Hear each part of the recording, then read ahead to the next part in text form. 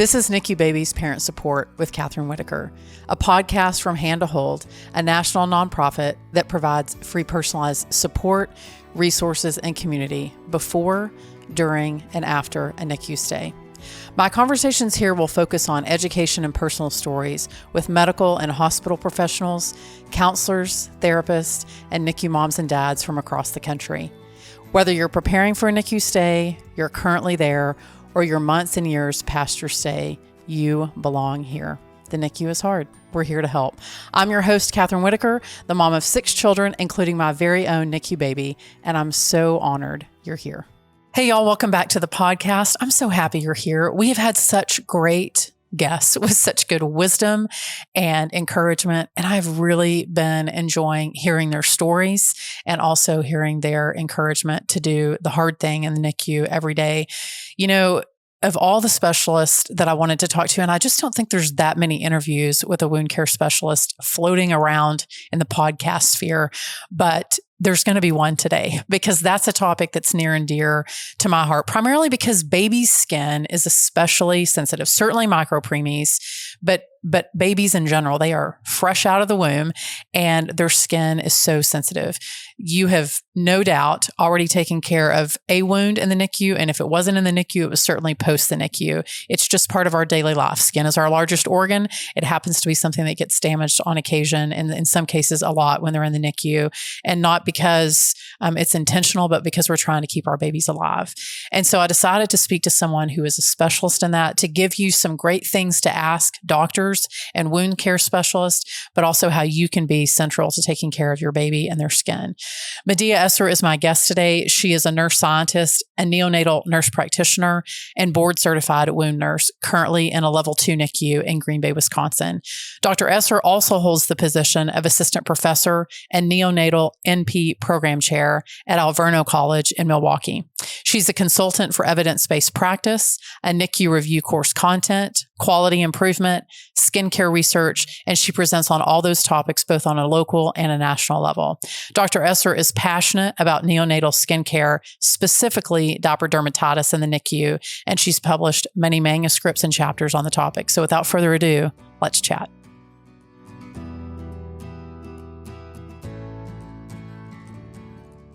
Well, I'm excited and honored to have Medea Esser here today. I have a lot of questions for you. I hope you're up for it. Maybe why don't you first walk us through what is a wound care specialist, of which you are, and you're really good at it. So thank you, Catherine. So I am a certified wound care nurse.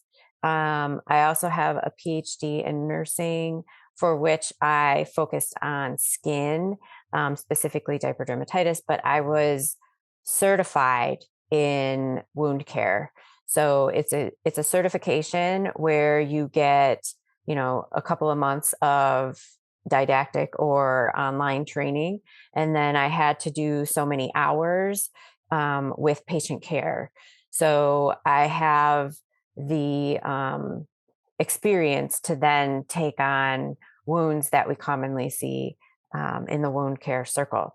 So for NICU or neonatal, there's a little bit of a challenge because there's not a specific track or portion of that education that is focused to our little babies.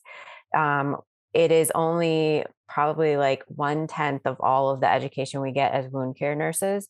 So you have to sort of be creative if you're a wound care nurse that works with adults mostly and sees more adult things.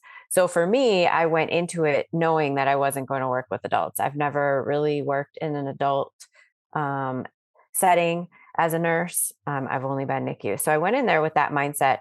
And so what is really helpful from that education is learning the basics of skin and how it forms and how it heals from a adult perspective, but also knowing how it developed from the beginning, like inside the mom. So we have this education, we have this hands-on experience, and then we have this community of wound care nurses to pull all this experience and expertise into taking care of a patient. So it's really helpful because we know what products to use, how they work, how to sort of troubleshoot if we don't have a specific project or a product to bring into this experience that we have to engage in.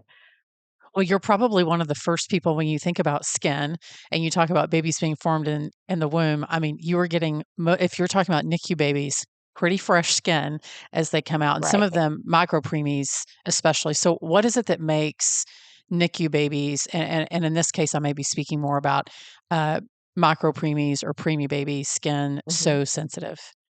So there's a lot of factors, but the main factor is that it's just not mature, meaning that it hasn't fully developed to a way that we're all used to, like a term baby coming out and having either dry, cracky skin or just really nice and smooth skin. They come out with very few layers of skin. And I know everyone has heard that before, but in utero, inside the mom, they are growing and differentiating all the cells to create this layer. And so, depending on how early the baby comes out, they're missing some of the fat layer, some of the holding together layer, and then some of that top layer. The thinner you can see through, obviously, there's the thinner layers. But what's really cool about neonatal, especially premature skin, is that it works really fast to mature and develop once it's out in the open air. So they come out and they are exposed, and right away, that air kickstarts this action of moving towards maturation. So the dry, which doesn't make sense, the dry air kickstarts this like, okay, I need to start toughening up. I need to, you know, adapt to what's going on out here. Human body never ceases to amaze me. I'm sitting here listening to that thinking my mind, my logic would say the exact opposite, but what you're saying makes sense is that our body needs the triggers to know like now you're no longer in their protective womb and now you got to get serious and do it on your own. So that's absolutely fascinating. So what are like when it comes to damaging skin in NICU and preemie babies, what are some like common causes of things that might cause their skin to be damaged or their sensitive skin to be even more sensitive? Right. So the environment, impacts a lot of what's happening to the skin. And so the extremely premature go into a humid environment and we monitor their temperature because that humidity helps us keep them sort of in the right temperature range. And they can come out for kangaroo care, skin to skin. And so that is a little bit of exposure to the dry air. And it sort of, I feel like it works in a way of like helping mature. So we have to do a lot of things to these babies to help them survive. So that's a lot of the reason why they get injuries. It's not usually on purpose. It's, oh, we need to put an IV in, and whatever we're using on the skin to clean the skin can burn it and break it down, or the rubbing even. And it's not anything intentional. We're using products that are, to our knowledge, the best thing to use for killing the bacteria and for, prepping the skin. So there's that, how we prep the skin. So we see a lot of skin tears or skin burns or skin abrasions or just that rubbing that top layer off, which then creates redness. And depending on how thick or thin that skin is, can move down into the layers even more and cause a bigger issue or a wound. So the other injuries can be results of IVs that just go bad. And so, depending on how bad that IV was, and a lot of times it's the fluid accumulating under the skin surface from the IV going bad, that causes pressure from the top down, causing the blood not to get to that area real well and breaking down those cells to then cause a wound.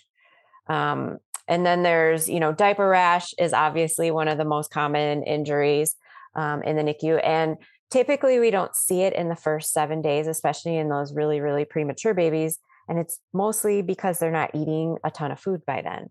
So, which is good because it's allowing the skin to sort of mature, even though it's in this humid diapered environment. And then the other injuries would be, just inadvertent, from CPAP masks or something rubbing or pushing, causing a pressure injury. or even delivery, delivery, there's pressure as they're coming out, there's pulling, there's bruising that happens, which bruises in babies look very similar to deep tissue injuries in adults, but they heal faster. So we've never used that language together, but in my whole like training as a wound care nurse, I kept wondering, like, is that what that is? And the baby's skin is just rapidly, maturing, that it's not causing more of an injury. It's rather getting better. So I think those are some of those main injuries that we see. And the only one of those that we can't necessarily do anything about is the bruising, besides keeping an eye on it and not putting more pressure onto it. So, No, as you were talking about diapers, and particularly, I know that's one of your specialty areas. I was thinking about our son. There was one moment that we had him in the NICU, and his Honey looked so terrible, and I remember the nurses, it was the most amazing concoction of, I don't remember, I used to call it miracle butt paste. I don't know what was yes. in this stuff, but we put him on his belly, put that stuff on it, and they put, air on his Honey, and Mm, it healed in, like, less than a day, and I remember when I came home, I was like, "I need some air and that miracle stuff," because it was so good on his Honey, but, his skin was so sensitive, and I yeah. and when you've got fluids and everything coming through your belly, it just makes it even more complicated. Hmm. So when you have a baby who's got a wound that is being treated and you're the mom or you're the dad listening to the wound care specialist to kind of walk you through what's going on, what are some questions that you should be asking them to make sure that they're doing what they need to be doing, but that you fully understand what's going on? Because it can feel overwhelming. I got to be honest. Totally, totally. And so I actually published a case study before I became a wound nurse, that I partnered with the wound care nurses for the hospital, who were very nervous to come into the unit and do wound care. But I was there and I had been working with skin and issues and injuries and developing my own sort of practice without being certified. Um, but we worked on this 23 weeker who had a really, really unfortunate wounds on both ankles from having to draw labs because they couldn't get the umbilical line to work to draw labs from that.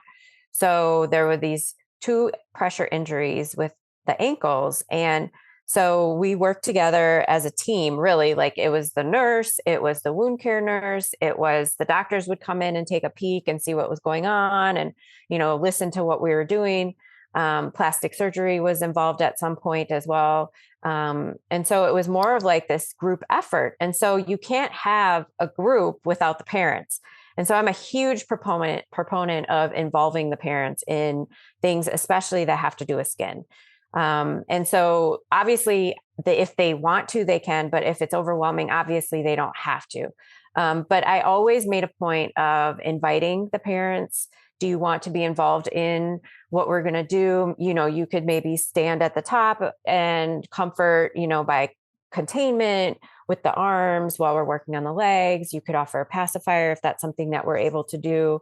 So to just include them as much as possible. And as we're doing our cares, we're talking through it amongst the team, especially me and the wound care nurse, like, what do you think we should do? They're doing their assessments.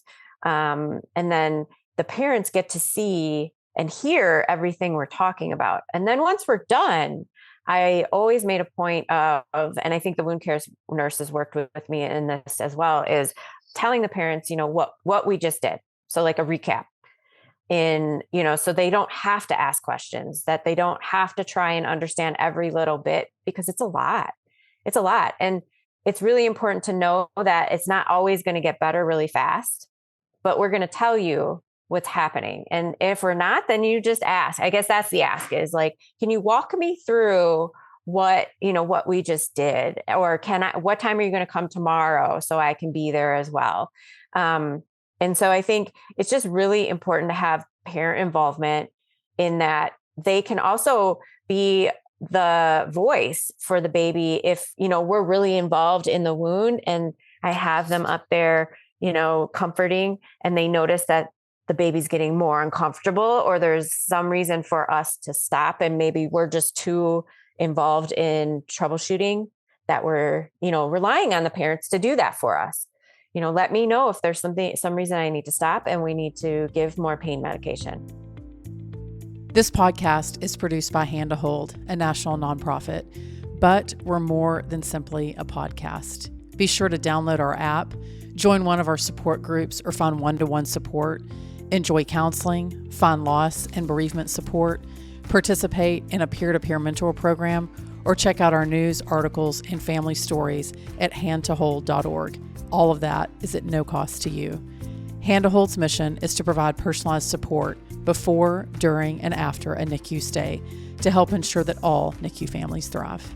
You bring up a great point. I mean, how do you know when what you're doing is helping the baby, and how do you know when what you're doing is hurting the baby? I think as a protective mama bear, Right. I think the first time that they started an IV, I was hyperventilating in the corner, literally, like I was having a really difficult time. This was so foreign and so new to us. So I think from a mom perspective, sometimes it feels like you're the one that knows your baby the best, and then you see them and you're like, are they in pain or is this Right. helping them? So how do you know as a wound care specialist and nurse, and how do you know as the parent?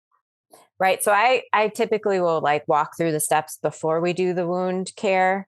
And in that I empower parents every time I have interactions with parents. Is I empower them to speak up and ask questions like, oh, he's doing this or she's doing this more often. What are you guys doing right now? And have that sort of good relationship and open communication, and letting them know, okay, so you're going to be here. We're going to be here. These are the things we're going to do. We're going to do it in this order. And that's typically how wound care nurses are. They're very organized in how they approach. They assess first, and then we sort of talk through things, and then we treat and we manage and we figure out what products are going to be best. But beforehand, we all like to prepare. And so in that preparation is also preparing the parents and the nurse as well. We're going to lay out all the things on this table so that we have everything, hopefully, that we need, and go through, the steps and take pictures. So for that baby specifically that I was talking about, we took pictures every time we did wound care. And I encouraged the parents to take pictures on their phone, because we used, a hospital provided device to do those pictures to keep it secure. And so they can take pictures with us there doing the cares so that they can see the progress themselves, when they're trying to talk about it with maybe family.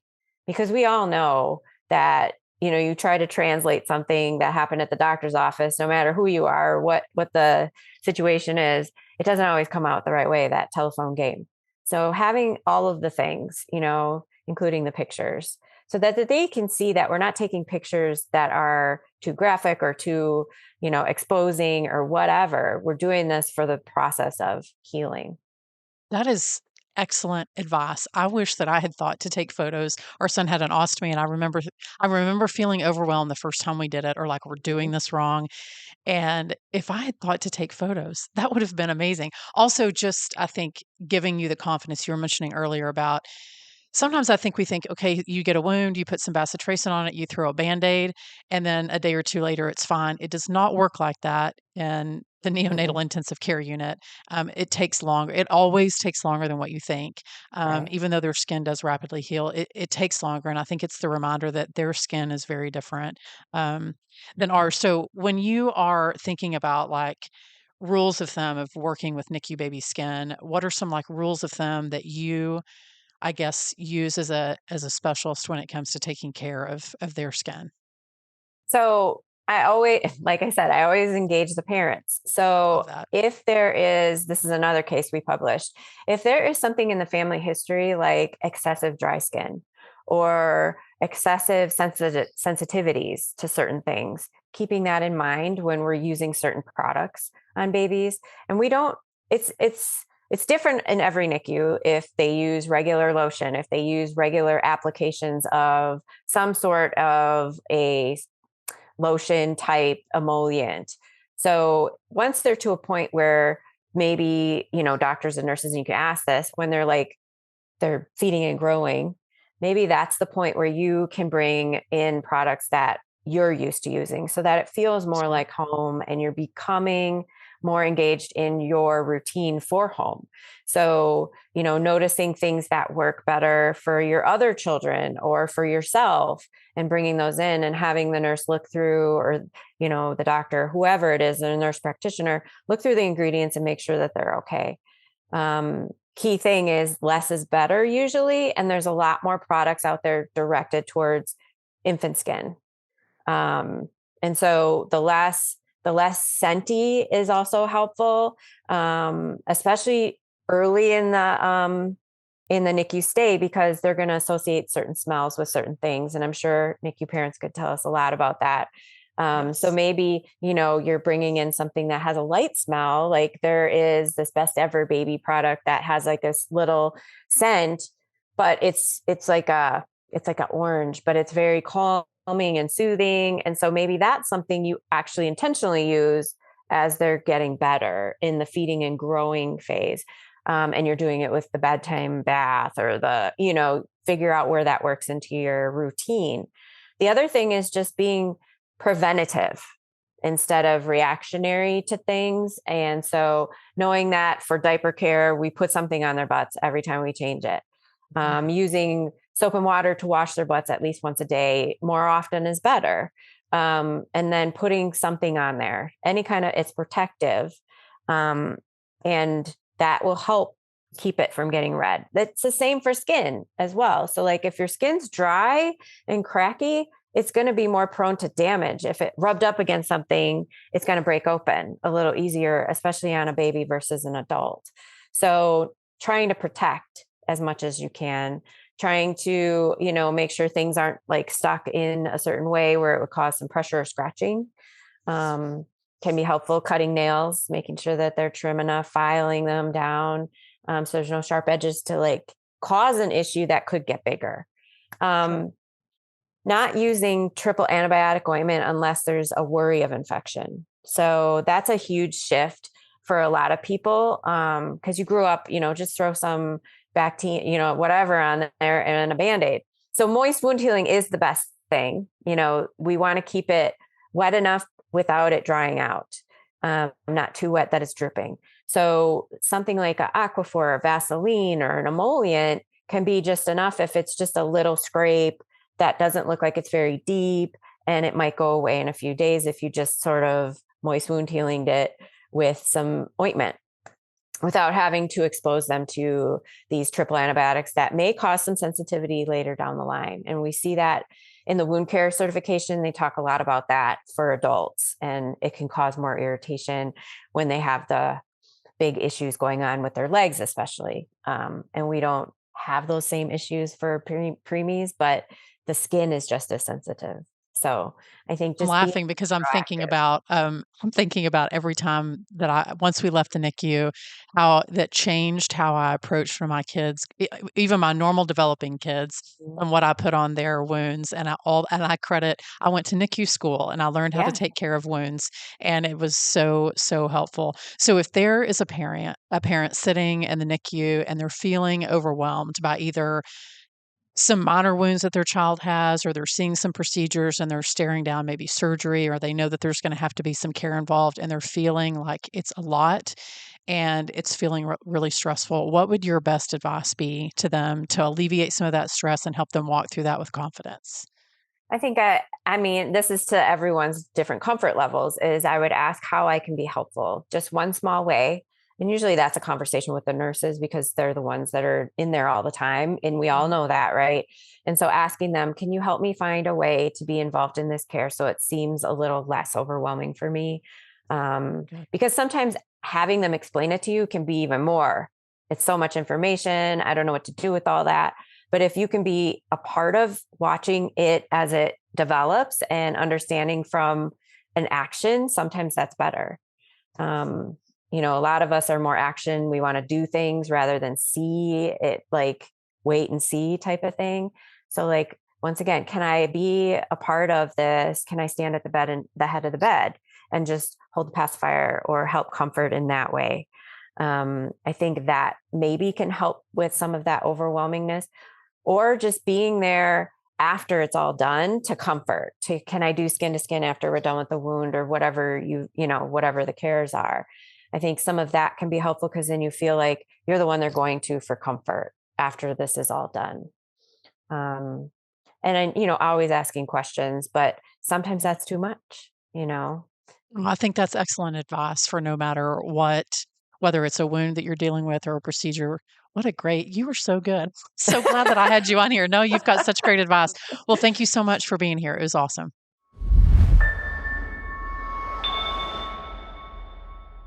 Well, I hope that y'all enjoyed today's guest, Medea. I love my 2-minute takes. One, because it gives me a chance to sort of reflect on what we visited about and really how it can benefit you if you're in a stage or a space in your life and you're like, this feels overwhelming, Catherine. I don't know what else I can do. I thought that her 2 suggestions, this is today's 2-minute take. I think that her 2 suggestions to parents were maybe my most favorite part of that interview. The first one being, take photos of what the wound care specialist is doing with your baby, that you can take pictures along the way to remember, okay, this is what we do. And then I do this and then I do that, because often, I don't know about y'all, but often I would sit in that NICU and feel so overwhelmed. Our son had an ostomy, which felt overwhelming. Quite frankly, I felt very unequipped to be the person that was going to have to do this. I mean, I felt confident in the NICU. And then when we walked out the door, I felt definitely not confident. I was needing a lot of support. So I loved the photo. I thought that was brilliant advice. And then the second part of that is, if it does feel overwhelming, so you take the photos, you do the thing, but maybe asking the question, what can I do to be involved in this case? What can I do to be involved here? And that's really, while I think that's certainly specific to wound care, that is applicable in so many places in our lives, in so many spaces with our babies, is I'm seeing this procedure, I'm seeing this thing, like, what can I do? Can I comfort my baby? Can I hand you that thing? That way you sort of build up your confidence, but you start to figure out, what can I do for my baby in this moment? Probably hands down my 2 favorite things. One quick story for y'all. So when our son was in the NICU, they had to start an IV, and I happened to be there. And I'm someone who does not do hospitals, or I should say I didn't used to do hospitals. And they started that IV. And as they started it, I had to go into another room and sit in a rocking chair and breathe deep because I was having a panic attack. They were putting an IV in my baby, and it felt so overwhelming. It was the gravity of the situation of that we were in the NICU finally hit. And I want to give you some encouragement that about 6 months later, I was the one standing in the NICU, or I think then we were in the PD ICU, standing in the PD ICU with 2 nursing students, showing them how to do multiple procedures because I had been doing them so much. So I went from a mom who was fearful and had to go into a room and cried out to a mom that confidently was showing nursing students how to care for babies. So that may not be your journey, but I will tell you that you are going to overcome great obstacles because you love your baby. And with that, I'll see you next time. Thanks, y'all, for listening to NICU Babies Parent Support. Every parent and every experience is welcome here.